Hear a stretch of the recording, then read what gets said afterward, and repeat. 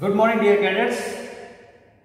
We have discussed until now the kinematics of rotational motion. Now we are going to discuss about the dynamics of rotational motion. What causes the body to undergo rotational motion? What causes the body to undergo angular acceleration? As we have studied in the case of linear motion, force is the cause of acceleration. Force is the cause of motion. Whenever a body is at rest, if at all you want to displace that body, then force has to be exerted. So that force leads to the displacement, the force leads to change in speed, the force leads to acceleration, force leads to change in direction of motion. All these things we have studied as a part of laws of motion. So that is what we have studied: dynamics of linear motion, dynamics of translation motion. Now we are studying dynamics of the rotational motion. What causes the body to undergo angular velocity, angular acceleration, right? So we are studying rotational motion in parallel with the linear motion. So wherever we come across the mass has to be replaced by moment of inertia. Just in case of rotational motion, mass has to be mass m to be replaced by moment of inertia I. I is moment of inertia. And wherever we come across force F in the linear motion is to be replaced by torque tau in rotational motion. Torque tau in rotational motion. So if we study the rotational dynamics in parallel with the linear motion, dynamics of linear motion, then the things become very clear to understand. Now let us calculate work done in rotating a body, work done in turning a body, work done in turning a rigid body. So to study that, we first consider one particle of that rigid body. Consider P1 be the particle of that rigid body.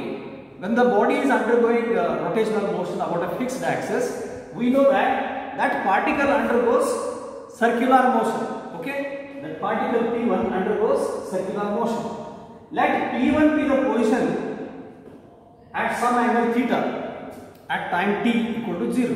Let P1 be the position of the particle at time t equal to 0 with angle theta with respect to the initial position, right? After some time t, the particle has moved from P1 to P1 dash, P1 to P1 dash, by covering a small angular displacement of d theta, by undergoing small angular displacement d theta. Then how much is the work done that we need to calculate? In case of linear motion, whenever displacement takes place, we know how to calculate work done. Work done is calculated as force into displacement. So in the linear motion,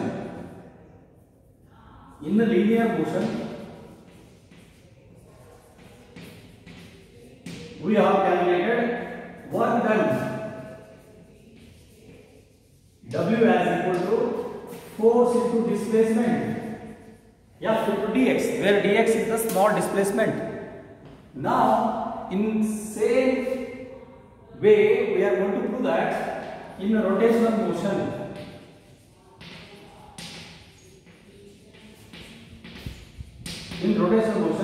work done in rotating a body, through a small angular displacement d theta, W is going to be given by force to be displacement by force to be replaced by torque, and the linear displacement dx to be replaced by d theta.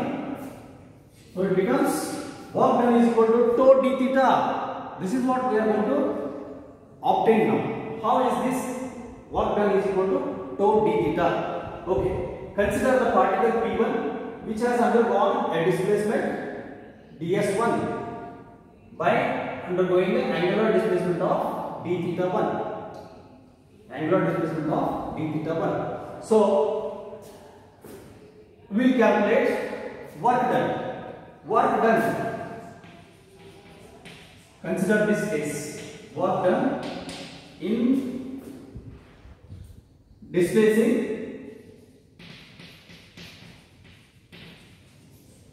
the particle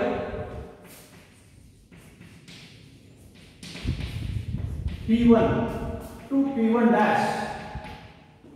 Through our previous knowledge, we know that it is given by dot product of two vectors, force into displacement. But the displacement here is not dx vector, it is ds1 vector. Now we will substitute these values. What is f vector and what is ds1 vector from this vector diagram. So here, if we have taken it as alpha 1, let us take this angle as phi 1, so that we can very easily find out the dot product of two vectors f1. Yes, it should be f1 dot ds1, where f1 is the force acting on the particle in this direction, so that we can easily find out the dot product. Now look at this diagram carefully. Work done in displacing the particle from P1 to P1 dash is given by force vector F1. F1 is the direction of force vector, and displacement of the particle is from P to P1 dash. P1 P1 dash. P1 P1 dash vector is the displacement vector ds1. Okay, so according to definition of work done in linear motion, force vector F1 dot ds1 vector, right? So now this is the dot product of two vectors. Now what is the meaning of dot product? We know this. F1 ds1 cos phi 1. F1 ds1 cos phi 1, where phi 1 is the angle between force F1 vector and ds1 vector. So it becomes F1 ds1 cos phi 1 vector. So this is the work done by the particle, work done by the force in displacing the particle from P1 to P1 dash. Now work done in turning it through angular displacement d theta 1 we will calculate. What is the work done in turning it from position P1 to P1 dash through angular displacement of d theta 1, small angular displacement d theta 1. So that can be calculated by substituting the value of ds1. What is ds1 from the diagram? Look at this. Angle subtended by an arc. Angle subtended by arc ds1. You can see here ds1 is the arc, right? What is the angle subtended here? It is d theta 1. D theta 1 is equal to, yes, arc length ds1 by the radius r1. Arc length ds1 by radius r1. So the radius is r1, arc length is ds1. So using this I can substitute what is ds1. Therefore ds1 now becomes equal to r1 d theta 1. R1 d theta 1. Yes. Now I can substitute what is ds1 here in this equation. Therefore, work done in turning it through small angular displacement d theta 1 can be now replaced as f1. I am just substituting value of ds1. ds1 is equal to r1 d theta 1. R1 d theta 1 into cos phi 1, because just I have substituted r1 d theta 1 cos phi 1. Now look at this cos phi 1. Cos phi 1, you see, in this diagram, you see, the angle between R1 vector and force vector is alpha 1. Angle between the radius vector R1 extended and the force vector is alpha 1. And whereas the angle between a force vector and the displacement vector is phi 1. So that if I substitute, look at this, phi 1 plus, from the diagram I can write phi 1 plus alpha 1. Phi 1 plus alpha 1 is equal to 90 degree, because tangent is always perpendicular to radius. ds1 is the tangent and r1 is the radius. Therefore, the angle between tangent and the radius is always 90 degree. That implies alpha 1 plus phi 1 is equal to 90 degree. So, what is phi 1 from this diagram? Or what is phi 1 from this diagram? Phi 1 is equal to 90 minus alpha 1. So, I can substitute what is phi 1 from this diagram. So, here phi 1 is equal to, right, 90 minus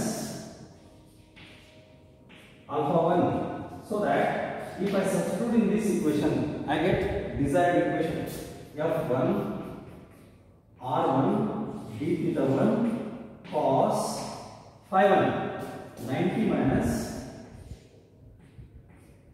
alpha 1. What is 90 minus alpha 1? Cos 90 minus alpha 1. Cos 90 minus alpha 1 is sin alpha 1. Thus I get f1 r1 d theta 1 into sin alpha 1, because cos 90 minus alpha 1 is equal to sin alpha 1. Sin alpha 1. Yes.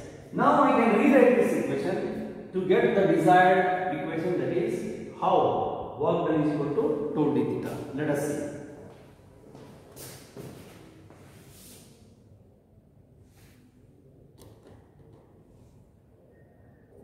So I have written this equation, rewritten this equation as f1 r1 sin alpha 1 into d theta 1. So d theta 1 I have kept separately. I want to know what is f1 r1 sin alpha 1 from the diagram. From the diagram, if you observe, there is angle between r1 extended and force extended.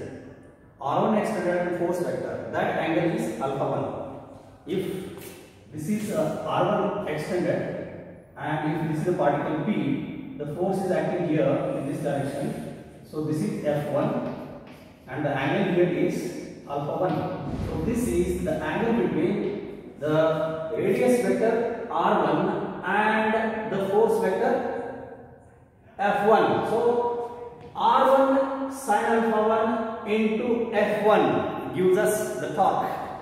So this I can write it as R1 sin alpha 1 into F1 d theta 1. So from our previous knowledge, this can be written as R1 cross F1. R1 cross F1 into d theta 1. This is nothing but the torque tau 1. The torque tau 1 d theta 1. Thus we get the work done as, you can just take the magnitude. So this can be written as magnitude of tau 1. The magnitude of tau 1 can be just written as tau 1 d theta 1. So this is the work done on single particle. So if you consider a rigid body consisting of n number of particles, then we have to calculate the net force acting on that. Alright. So every particle of that rigid body will be experiencing different torque, because every particle is at its own distance, R2, R3, R4 and so on. When a particle is at R2 distance, R2 radius, if a force F2 is acting, then the torque acting on that particle is tau 2 d theta 2. Of course the angle is same here, angle is, let us say d theta 1 is the angle. So then the torque is going to be tau 2 d theta 2, tau 2 d theta 1. So for third particle it becomes tau 3 d theta 3, tau 3 d theta 1. So if you calculate for different particles, so I can write for in general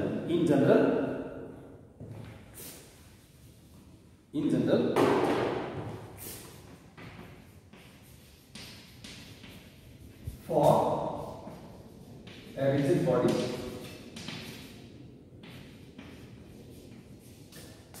having n particles,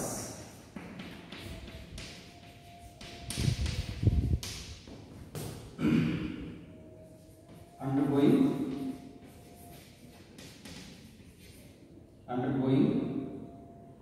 angular displacement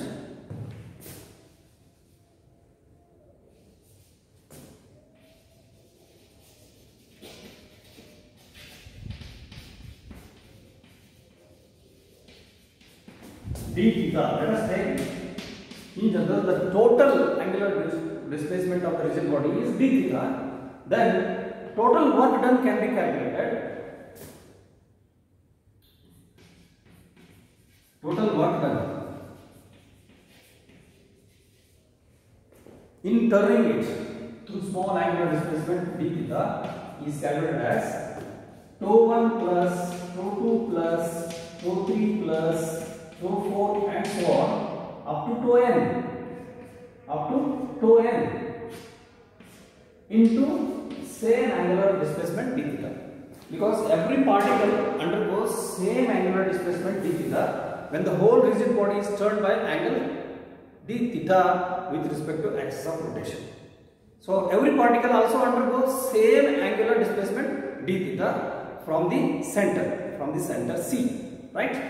So this tau 1 plus tau 2 plus tau 3 plus tau 4 and so on up to tau n, this gives us vector sum of all the torques. That gives us total torque tau into d theta.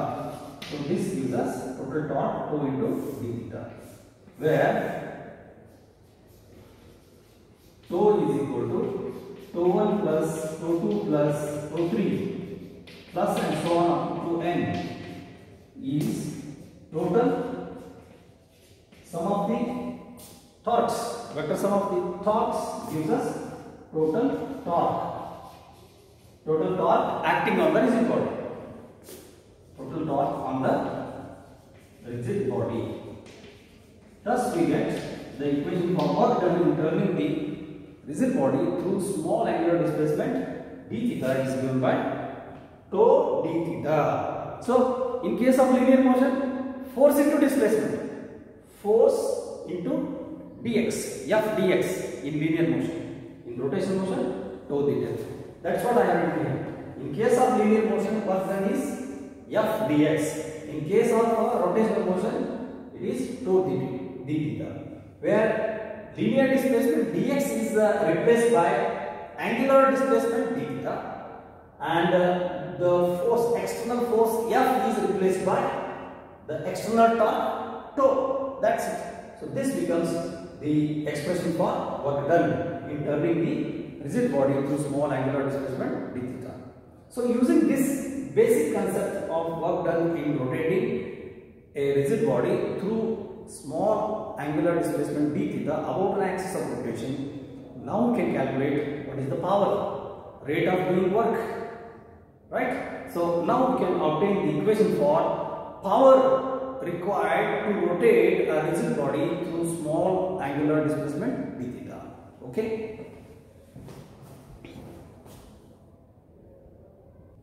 Now look here, we can calculate what is the power needed to rotate the rigid body through angle d theta about an axis of rotation is calculated at rate of doing work. P is equal to rate of doing work dw by dt. We got work done equal to tau d theta. So differentiate this with respect to time t. Differentiate it with respect to time t. If you differentiate this with respect to time t, see here, dw by dt, this is what we want to calculate as the power. Dw by dt as the power. is equal to dw by dt, that is d by dt of tau d theta. Now total torque is same, total torque is constant, so we can take out total torque tau as constant. You are left with d theta by dt. Yes, what is d theta by dt? D theta by dt is nothing but rate of change of angular displacement. This gives us time rate of change of angular displacement, which is nothing but with respect to time. So this is nothing but angular velocity. Time rate of change of displacement. Time rate of change of displacement gives us linear velocity. Time rate of change of angular displacement gives us angular velocity. So this is giving us d theta by dt is equal to omega, that is angular velocity. Angular velocity. So if you just substitute this value here, so we get power is equal to 2 d theta by dt, which is equal to tau omega. This itself becomes the power. So this is expression for power in rotational dynamics, in case of rotational motion. In the same way, if you recall, in case of linear motion, power was derived to be equal to Fb, force into velocity. Force into velocity. Fb. This is power in linear motion. Power in linear motion. Right? So F is replaced by tau. Linear velocity V is replaced by angular velocity. Thus we get power is equal to tau omega. That is power is equal to Fb. Now let us quickly relate the torque with angular acceleration. What is the relation between torque and angular acceleration? So now we are studying very important relation between the external torque and angular acceleration. How is it reduced? Just like force and acceleration, F equal to ma, we are going to get relation between torque and angular acceleration alpha. Now again let us take the equation of power as rate of doing work. We can also calculate power as rate of increasing kinetic energy. Rate of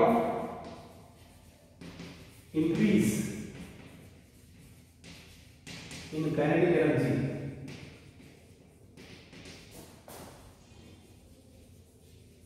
is also equal to power. The time rate, so rate is time rate at which there is increase in kinetic energy taking place gives us power. Now rotational kinetic energy, we have already got equation. Rotational kinetic energy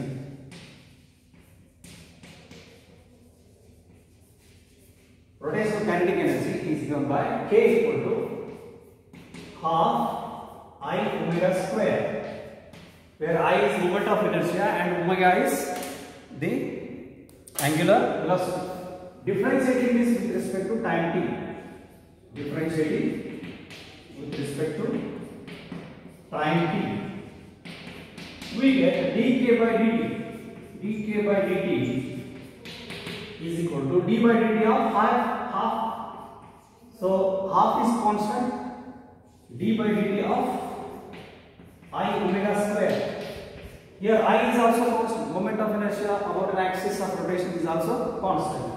So that becomes I by 2. Half into I becomes I by 2 into differentiation of omega square. Differentiation of omega square can be written as d omega square by dt. Right? So differentiation of omega square gives us therefore dk by dt is equal to I by 2 into differentiation of omega square becomes 2 omega into d omega by dt.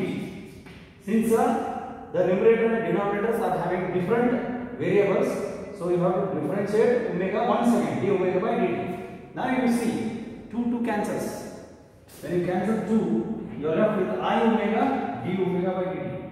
I omega d omega by dt. What is d omega by dt? Again, rate of change of angular velocity. Rate of change of angular velocity gives us angular acceleration. Angular acceleration. Angular acceleration, which can be denoted by alpha. Therefore, alpha is equal to d omega by dt. So, if we substitute this in this equation, we get, therefore, power P equal to I omega alpha. Our P is equal to I omega alpha. I omega alpha. But already we got power P equal to tau omega. From the previous equation, power P is equal to tau omega. Tau omega. So if you look at this, equating I omega alpha with tau omega. I omega alpha with tau omega. Omega cancels. So when you cancel omega, we get, therefore tau equal to I alpha. It is just like Newton's second law. Newton's second law in rotational motion. Newton's second law in linear motion. F is equal to ma. This is Newton's second law in linear motion. Therefore, in same line with this Newton's second law in linear motion, in rotational motion we get tau equal to I alpha. That is external torque tau is equal to moment of inertia into angular acceleration. Right? So in the next video, we will list all those equations which are in rotational motion, rotational kinematics of rotational motion and dynamics of rotational motion. We will have a comparison with the kinematics and dynamics of linear motion. Okay, thank you. Have a nice day.